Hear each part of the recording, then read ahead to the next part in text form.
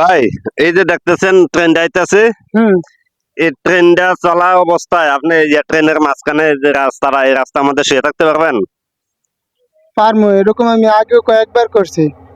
পারবেন না ভাই, আপনি যতই চেষ্টা করেন পারবেন না।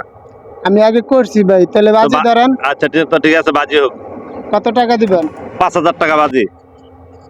আপনি পারবেন না? আমি পারবো কি পারবো না এটা তো আমি বলি নাই, আপনি পারবেন কিনা, পারলে 5,000। আমি পারমু। আচ্ছা ঠিক আছে। ক্যামেরাটা আমার কাছে দেন।